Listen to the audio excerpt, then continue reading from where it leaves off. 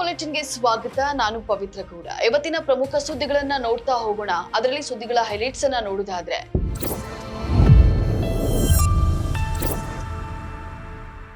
ಸರ್ಕಾರದ ಮುಂದೆ ಶರಣಾಗತರಾದ 6 ಜನ ನಕ್ಸಲರು. ಅಮೆರಿಕಾದಲ್ಲಿ ಹಕ್ಕಿ ಜ್ವರದಿಂದ ಮೊದಲ ಮೃತ್ಯು. ಮಲಯಾಳಂ ನಟಿ ಹನಿ ರೋಸ್ಗೆ ಅಶ್ಲೀಲ ಕಾಮೆಂಟ್. ಉದ್ಯಮಿ ಬಾಬಿ ಚಮ್ಮನೂರು ಬಂಧನ. ಭಾರತೀಯರು ಸೇರಿದಂತೆ 185 ಉದ್ಯೋಗಿಗಳನ್ನ ವಜಾಗೊಳಿಸಿದ ಆಪಲ್. ಭಾರತ ಮೂಲದ ಅನಿತಾ ಆನಂದ್ಗೆ ಕೆನಡಾ ಪ್ರಧಾನಿ ಹುದ್ದೆ ಸಾಧ್ಯತೆ. ಇವೆಷ್ಟು ಸುದ್ದಿಗಳು ಇವತ್ತಿನ ನಮ್ಮ ಆಯ್ಕೆಗಳು. ಇದರಲ್ಲಿ ಮೊದಲನೇ ಸುದ್ದಿಯನ್ನ ನೋಡೋದಾದ್ರೆ, ರಾಜ್ಯದ ನಕ್ಸಲ್ ಚಳುವಳಿಯಲ್ಲಿ ಸಕ್ರಿಯರಾಗಿದ್ದ 6 ಜನ ಕಾಡು ಬಿಟ್ಟು ಹೊರಬಂದು ಸರ್ಕಾರದ ಮುಂದೆ ಶರಣಾಗಿದ್ದಾರೆ. ಚಿಕ್ಕಮಗಳೂರಿನ ಮುಂಡಗಾರು ಲತಾ, ವನಜಾಕ್ಷಿ, ದಕ್ಷಿಣ ಕನ್ನಡದ ಸುಂದರಿ, ಕೇರಳದ ಜೀಶಾ, ತಮಿಳುನಾಡಿನ ವಸಂತ ಕೆ ಮತ್ತು ರಾಯಚೂರಿನ ಮಾರಪ್ಪ ಅರೋಲಿ ಶರಣಾಗತಿ ಆಗ್ತಾ ಇರುವಂತಹ ನಕ್ಸಲರಾಗಿದ್ದಾರೆ. ನೂರ್ ಶ್ರೀಧರ್, ನಗರಗೆರೆ ರಮೇಶ್ ಹಾಗೂ ನಕ್ಸಲ್ ಶರಣಾಗತಿ ಮತ್ತು ಪುನರ್ವಸತಿ ಸಮಿತಿಯ ಕೆಪಿ ಶ್ರೀಪಾಲ್ ಅವರು ನಕ್ಸಲರ ತಂಡವನ್ನ ಭೇಟಿ ಮಾಡಿ ಮಾತುಕತೆಯನ್ನ ನಡೆಸಿದ್ದು, ಮಾತುಕತೆ ಯಶಸ್ವಿಯಾದ ಹಿನ್ನೆಲೆ ಮುಖ್ಯ ವಾಹಿನಿಗೆ ಬರಲು ಸಿದ್ಧರಾಗಿದ್ದಾರೆ. ಈ ಸಂಬಂಧ ನಕ್ಸಲ್ ಚಳವಳಿಯ ಲತಾ ಮುಂಡಗಾರು ಮಾತನಾಡಿ, ಮುಖ್ಯ ವಾಹಿನಿಗೆ ಬರಲು 6 ಜನ ಒಪ್ಪಿದ್ದೇವೆ. ನಮ್ಮ ಕೊನೆ ಉಸಿರು ಇರೋ ತನಕ ಜನರ ಪರ ಹೋರಾಟಕ್ಕೆ ಹಿಂಜರಿಯೋದಿಲ್ಲ ಅಂತ ಹೇಳಿ ತಿಳಿಸಿದ್ದಾರೆ. ಈ ಬಗ್ಗೆ ಮಾತನಾಡೋದಕ್ಕೆ ತ್ರಿವರ್ಣ ನ್ಯೂಸ್ ಸಂಪಾದಕರಾದಂತಹ BM ಹನೀಫ್ ಅವರು ನಮ್ಮ ಜೊತೆಲಿದ್ದಾರೆ. ಇಲ್ಲ, ಒಳ್ಳೆಯ ಬೆಳವಣಿಗೆನೇ ಇದು. ಪ್ರಜಾಪ್ರಭುತ್ವದ ದೃಷ್ಟಿಯಿಂದ ಇದು ಒಂದು ಒಳ್ಳೆಯ ಬೆಳವಣಿಗೆ. ಮತ್ತು ಆಮೇಲೆ ನಮ್ಮಲ್ಲಿ ಕರ್ನಾಟಕದಲ್ಲಿ ಈಗ ದಕ್ಷಿಣ ಕನ್ನಡ, ಉಡುಪಿ, ಆಮೇಲೆ ಚಿಕ್ಕಮಗಳೂರು ಜಿಲ್ಲೆಯಲ್ಲಿ ಬಹಳ ವರ್ಷಗಳಿಂದ ನಕ್ಸಲೀಯರು ಕಾಡಂಚಿನ ಹಳ್ಳಿಗಳಲ್ಲಿ ಬಂದು ಅಲ್ಲಿ ಕಾಡಿನ ಒಳಗಡೆ ಇದ್ಕೊಂಡು ಅದಕ್ಕೆ ಪ್ರತ್ಯೇಕವಾದಂತಹ ಸರ್ಕಾರ ಒಂದಿಷ್ಟು ವ್ಯವಸ್ಥೆಗಳನ್ನ ಕೂಂಬಿಂಗ್ ಆಪರೇಷನ್ ಮಾಡೋದು, ಗುಂಡಿನ ಚಕಮಕಿ ಮಾಡೋದು, ಇದೆಲ್ಲ ನಡೆಯೋದು. ಇದೆಲ್ಲ ಸುದ್ದಿ ಬಹಳ ದಿನಗಳಿಂದ ನಾವು ಕೇಳ್ತಾ ಇದ್ದೀವಿ, ಬಹಳ ಸಮಯದಿಂದ ನಡೀತಾ ಇದೆ. ಬಹಳ ಮುಖ್ಯವಾಗಿ ನಮಗೆ ಸಾಕೇತ್ ರಾಜನಿಗೇನು ಪೊಲೀಸರ ಗುಂಡಿನ ದಾಳಿಗೆ ಸಿಕ್ಕಿ ಬಲಿಯಾದ ಆ ಬಳಿಕ ಕರ್ನಾಟಕದ ಕಾಡುಗಳಲ್ಲಿ ನಕ್ಸಲೀಯ ಚಟುವಟಿಕೆಗಳ ಒಂದು ತೀವ್ರತೆ ಸ್ವಲ್ಪ ಕಡಿಮೆ ಆಗಿದೆ ಅಂತೇಳಿ ಹೇಳ್ಬೋದು. ಅದು ಇತ್ತೀಚಿನ ದಿನಗಳಲ್ಲಿ ಸಾಕಷ್ಟು ಕಡಿಮೆ ಆಗಿದೆ. ಆದರೂ ಕೂಡ ಅಲ್ಲಲ್ಲಿ ಗುಂಡಿನ ಚಕಮಕಿ ನಡೀತು ಅನ್ನುವಂಥದ್ದು. ಆಮೇಲೆ ಕೂಂಬಿಂಗ್ ಆಪರೇಷನ್ ಮಾಡುವಾಗ STFನವರು, ಸ್ಪೆಷಲ್ ಟಾಸ್ಕ್ ಫೋರ್ಸ್ನವರು ಅಲ್ಲಿ ಆದಿವಾಸಿಗಳ ಮೇಲೆ ಒಂದು ಅಮಾನವೀಯದ ರೀತಿಯಲ್ಲಿ ವರ್ತಿಸ್ತಾರೆ ಅನ್ನುವಂಥ ದೂರುಗಳು ಬರುವುದು, ಇದೆಲ್ಲ ನಡೀತಾನೆ ಇದೆ. ಇದು ಒಂದು ರೀತಿ ಆ ಕಾಡಂಚಿನ ಹಳ್ಳಿಗಳಲ್ಲಿ ವಾಸಿಸ್ತಾ ಇರುವಂತಹ ಆದಿವಾಸಿಗಳಿಗೆ ಇದು ಒಂಥರ ಉಭಯ ಸಂಕಟ ಇದೆ. ಆ ಕಡೆ ನಕ್ಸಲೀಯರು ಬಂದು ಗನ್ ಹಿಡ್ಕೊಂಡ್ಬಿಟ್ಟು ಕೇಳಿದ್ರೆ ಅವರಿಗೆ ಬೇಕಾದಂತಹ ಆಹಾರ ಪದಾರ್ಥಗಳನ್ನೆಲ್ಲ ಕೊಡಬೇಕು, ಸಹಕಾರ ಮಾಡಬೇಕು. ಈ ಕಡೆ ಪೊಲೀಸರು ಬಂದು ಕೇಳಿದಾಗ ಅವರಿಗೆ ಮಾಹಿತಿಯನ್ನು ಕೊಟ್ಟರೆ ಅವರು ಹೊಡಿತಾರೆ ಅಂತ ಭಯ, ಮಾಹಿತಿ ಕೊಡ್ಲಿಲ್ಲ ಅಂದ್ರೆ ಇವರು ಟಾರ್ಚರ್ ಮಾಡ್ತಾರೆ ಅನ್ನುವಂಥ ಭಯ. ಇದೆಲ್ಲ ಒಂದು ರೀತಿಯಲ್ಲಿ ನಾಗರಿಕ ಸಮಾಜಕ್ಕೆ ಅಷ್ಟು ಒಳ್ಳೆಯ ಸೂಚನೆಗಳಲ್ಲ ಇದು. ಸರ್, 6 ಜನ ನಕ್ಸಲರು ಶರಣಾಗಿದ್ದಾರಲ್ಲ, ಮುಂದೇನು ಒಂದು ವೇಳೆ ಶರಣ ಆದ್ಮೇಲೆ ಇದು ಬಹಳ ಪ್ರೊಸೆಸ್ ಬಹಳ ದೊಡ್ಡದಿದೆ. ಈಗ ಇವತ್ತು ಶರಣಾಗಿದ್ದಾರೆ, ಮುಖ್ಯಮಂತ್ರಿ ಮುಂದೆ ಸಂಜೆ ಹೊತ್ತಿಗೆ ಬರ್ತಾರೆ ಅನ್ನುವಂಥದ್ದು ಏನು ನಮ್ಮ ವರದಿ ಬಂತೀಗ. ಇದು ತಕ್ಷಣಕ್ಕೆ ಅವರನ್ನ ಏನು ಹೊರಗಡೆ ಬಿಟ್ಬಿಡೋದಲ್ಲ, ಅವರು ಬಂಧನದಲ್ಲಿ ಇರ್ತಾರೆ. ಪೊಲೀಸರ ಮುಂದೆ ಅವರು ಶರಣಾಗತರಾಗ್ತಾರೆ. ಪೊಲೀಸ್ ಅಧಿಕಾರಿಗಳಿಗೆ ಅದರಲ್ಲಿ ಬೇರೆ ಬೇರೆ ತರದ ಪ್ರೊಸೆಸ್ಗಳಿರ್ತವೆ. ಈಗ ಈ ಹಿಂದೆ ಕೂಡ ಶರಣಾಗತರಾಗಿರೋದು ಈ ತರ ಮುಖ್ಯವಾಹಿನಿಗೆ ನಾವು ಬರ್ತಾ ಇದೀವಿ ಅಂತ ಹೇಳಿ ಸರ್ಕಾರದ ಜೊತೆ ಮಾತನಾಡಿ ಸರ್ಕಾರವನ್ನ, ಪೊಲೀಸ್ ಅಧಿಕಾರಿಗಳನ್ನ ಒಪ್ಪಿಸಿ ಬಂದಿರೋರು ಕೂಡ ನನಗೆ ಗೊತ್ತಿರೋ ಹಾಗೆ ಸುಮಾರು 8 ಮಂದಿ ಈಗಲೂ ಜೈಲಿನಲ್ಲೇ ಇದ್ದಾರೆ. ಅವ್ರು ಇನ್ನೂ ಹೊರಗಡೆ ಬಂದಿಲ್ಲ. ಇನ್ನು ಜೈಲಿನಿಂದ ಕೆಲವು ಕೇಸ್ಗಳಿಂದ ಹೊರಗಡೆ ಬಂದಿರೋರ ಮೇಲೆ ಇನ್ನೂ ಕೆಲವು ಕೇಸ್ಗಳು ಹಾಗೆ ಉಳಿದಿದೆ. ಇವತ್ತು ಮುಖ್ಯವಾಹಿನಿಯಲ್ಲಿ ಏನು ಕೆಲಸ ಮಾಡ್ತಾ ಇದ್ದಾರೆ, ಹಿಂದೆ ನಕ್ಸಲೀಯ ಚಳವಳಿಯಲ್ಲಿ ಇದ್ದವರು, ಅವರ ಮೇಲಿನ ಕೇಸುಗಳು ಕೂಡ ಹಾಗೆ ಇದೆ. ಅದು ಅದರ ಜೊತೆಗೆ ಈಗ ಇತ್ತೀಚೆಗೆ ಕಳೆದ ತಿಂಗಳು ಏನು ವಿಕ್ರಮ್ ಗೌಡ ಹತ್ಯೆ ಆಯ್ತಲ್ಲ ಪೊಲೀಸರಿಂದ, ಅದು ಬಹಳ ದೊಡ್ಡ ಒಂದು ಅದರ ಬಗ್ಗೆ ಬಹಳ ನಿಗೂಢತೆ ಇದೆ. ಅದ್ರ ಬಗ್ಗೆ ಇನ್ನು ಸರ್ಕಾರ ಬಹಳ ಸ್ಪಷ್ಟವಾಗಿ ಪೊಲೀಸರಾಗ್ಲಿ ಸರ್ಕಾರ ಆಗ್ಲಿ ಏನು ಮಾತಾಡ್ತಾ ಇಲ್ಲ. ವಿಕ್ರಮ್ ಗೌಡ ಅವರದ್ದು ಅದು ಗುಂಡಿನ ಚಕಮಕಿ ನಡೆದು ಆಗಿರೋದಲ್ಲ, ಅದು ಅವರು ಉದ್ದೇಶಪೂರ್ವಕವಾಗಿ ಬಂಧಿಸಿದ ನಂತರ ಕೊಲೆ ಮಾಡಿದ್ದಾರೆ ಅನ್ನುವಂಥ ಒಂದು ಆರೋಪ ಇದೆ ವಿಕ್ರಮ್ ಗೌಡ ಅವರನ್ನು. ಸೊ ಅದ್ರ ಬಗ್ಗೆ ನ್ಯಾಯಾಂಗ ತನಿಖೆ ನಡೀಬೇಕು ಅಂತ ಹೇಳ್ಬಿಟ್ಟು ಈಗ ಏನು ಈ ಶರಣಾಗತಿಗೆ ಮಾತುಕತೆ ನಡೆಸಿದ್ದಾರೆ ಸರ್ಕಾರದ ಜೊತೆಗೆ, ಅದೇ ತಂಡದವರು ಈಗಲೂ ಕೂಡ ಒತ್ತಾಯಿಸ್ತಾ ಇದ್ದಾರೆ.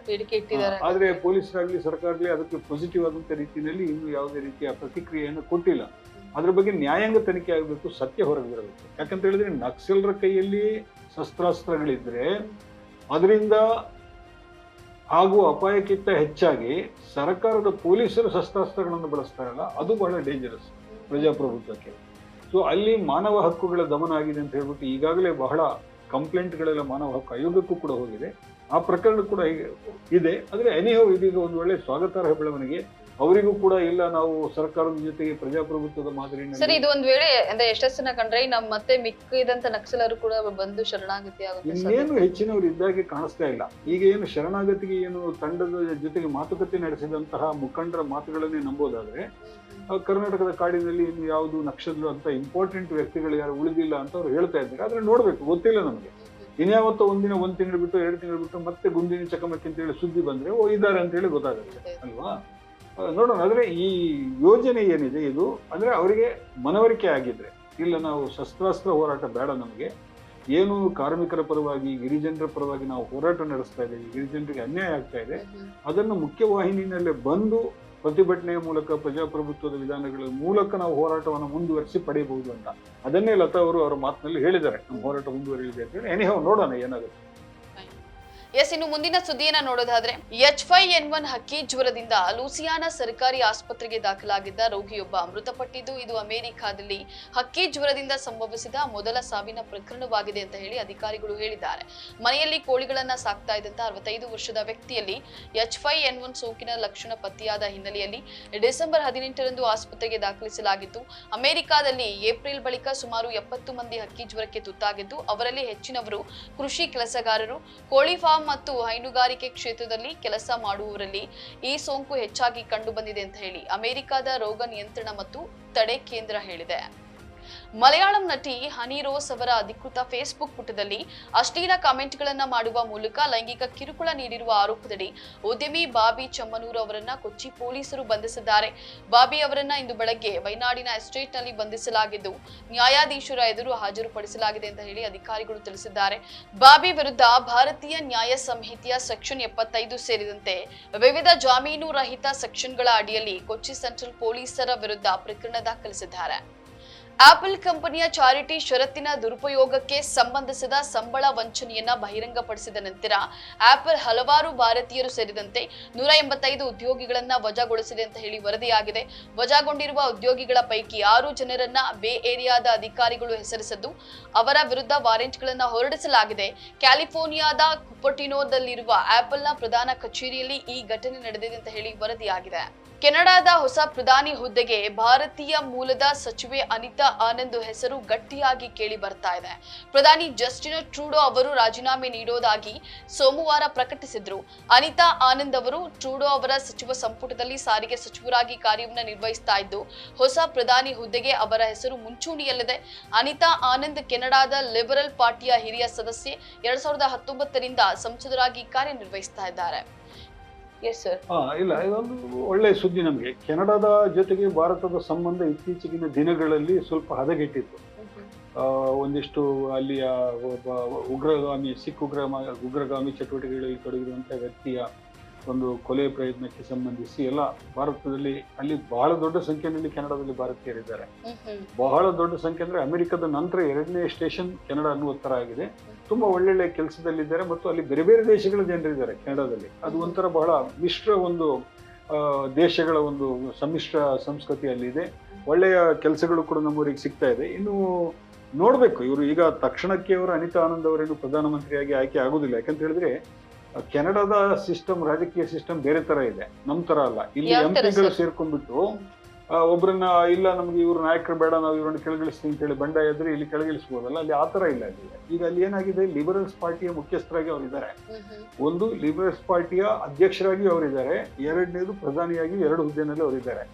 ಅವರು ಪ್ರಧಾನಿ ಹುದ್ದೆಯನ್ನು ಬಿಟ್ಕೊಡ್ತೀನಿ ಅಂತ ಹೇಳಿ ಹೇಳಿದ್ದಾರೆ. ಅವರು ಅಂದ್ರೆ ಅನೌನ್ಸ್ ಮಾಡಿದ್ದಾರೆ, ನಾನು ನಿರ್ಧರಿಸಿದ್ದೇನೆ, ನಾನು ಬಿಟ್ಕೊಡ್ತೀನಿ ಮುಂದಿನ ತಿಂಗಳುಗಳಲ್ಲಿ ಅಂತ ಹೇಳಿ ಹೇಳಿದ್ದಾರೆ. ಈಗ ಸದ್ಯಕ್ಕೆ ಈಗ ಮುಗೀತದೆ. ಈಗ ಅಲ್ಲಿಯ ಹೌಸ್ ಆಫ್ ಕಾಮನ್ಸ್ ಇದ್ದು ಜನವರಿ 27ಕ್ಕೆ ಅದರ ಅವಧಿ ಮುಕ್ತಾಯ ಆಗುತ್ತೆ. ಆಮೇಲೆ ಚುನಾವಣೆ ನಡೀಬೇಕು ಸಂಸತ್ತಿಗೆ, ನಮ್ಮ ಪಾರ್ಲಿಮೆಂಟ್ ಇರೋ ತರನೇ ಅಲ್ಲಿ.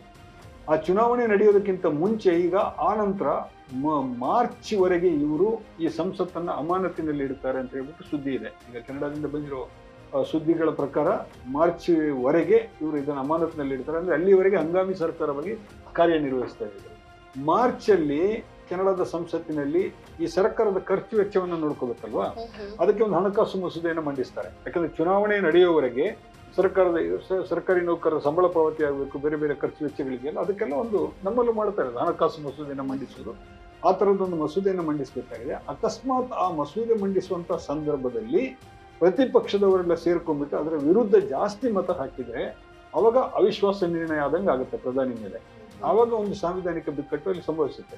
ಇನ್ಫ್ಯಾಕ್ಟ್ ಈಗ ಇವ್ರದ್ದು ಏನು ಜನವರಿನಲ್ಲಿ ಒಂದು ಇದನ್ನು ಮಾರ್ಚ್ ಹೊತ್ತಿಗೆ ಒಂದು ಅವಿಶ್ವಾಸ ನಿರ್ಣಯವನ್ನು ಮಂಡಿಸಬೇಕು ಅಂತ ಹೇಳ್ಬಿಟ್ಟು ವಿರೋಧ ಪಕ್ಷಗಳು ನಿರ್ಧರಿಸಿವೆ. ಆದ್ರೆ ಇವ್ರಿಗೆ ಏನ್ ಮಾಡ್ತಾ ಇದ್ದಾರೆ ಅಂತ ಹೇಳಿದ್ರೆ ಜನವರಿನಲ್ಲಿ ಇದನ್ನ ಸಸ್ಪೆಂಡ್ ಅಲ್ಲಿ ಇಡೋದ್ರಿಂದ ಆ ಪ್ರಶ್ನೆ ಬರೋದಿಲ್ಲ, ಈಗ ಜನವರಿನಲ್ಲಿ ಮಂಡಿಸೋ ಪ್ರಶ್ನೆ ಬರೋದಿಲ್ಲ. ಬಟ್ ಮಾರ್ಚಿನಲ್ಲಿ ಆ ಮಸೂದೆಯ ವಿರುದ್ಧ ಹೆಚ್ಚು ಮತಗಳು ಬಂದ್ರೆ ಮತ್ತೆ ಅಲ್ಲಿ ಕಾನ್ಸ್ಟಿಟ್ಯೂಷನಲ್ ಕ್ರೈಸಿಸ್ ಕ್ರಿಯೇಟ್ ಆಗುತ್ತೆ. ಇಲ್ಲ ಅಂತ ಹೇಳಿ ಆದ್ರೆ ಹಣಕಾಸು ಮಸೂದೆ ಮಂಡನೆ ಆದ್ರೆ ಬಹುಶಃ ಸೆಪ್ಟೆಂಬರ್ ಅಕ್ಟೋಬರ್ನಲ್ಲಿ ಚುನಾವಣೆ ನಡೀಬಹುದು ಅಂತ ಹೇಳಿ ಇದೆ. ಅಂದ್ರೆ ಅದರ ನಡುವೆ ಲಿಬರಲ್ಸ್ ಪಾರ್ಟಿಯವರು ತಮ್ಮ ಮುಂದಿನ ಚುನಾವಣೆಗೆ ತಮ್ಮ ನಾಯಕ ಯಾರು ಅಂತ ಆಯ್ಕೆ ಮಾಡಬೇಕು. ಈಗ ಜಸ್ಟಿನ್ ಅವ್ರನ್ನೇ ಮತ್ತೆ ಆಯ್ಕೆ ಮಾಡ್ತಾರೆ ಅಂತ ಇಲ್ಲ, ಈಗ ಬೇರೆಯವರನ್ನ ಆಯ್ಕೆ ಮಾಡ್ತಾರೆ.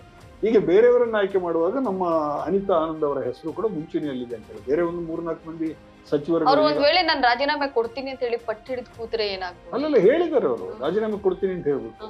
ಈಗ ಕೊಡ್ಲಿಕ್ಕೆ ಬರೋದಿಲ್ಲ ಅವರು, ಅವರ ಸ್ಟ್ರಾಟಜಿನೇ ಅವರು ಈಗಾಗಲೇ ಅವರ, ಯಾಕಂದ್ರೆ ಪಕ್ಷದ ಒಬ್ಬ ನಾಯಕ ಆಯ್ಕೆ ಆಗುವವರೆಗೆ ನಾನು ಇರ್ತೀನಿ ಅಂತ ಹೇಳಿದ್ದಾರೆ. ಹೊಸ ಪ್ರಧಾನಿಯಾಗಿ ಇಂಥವ್ರು ಆಯ್ಕೆ ಆಗ್ಬೇಕು ಅಂತ ಹೇಳ್ಬಿಟ್ಟು ಪಕ್ಷ ಸೂಚಿಸ್ಬೇಕಲ್ವಾ.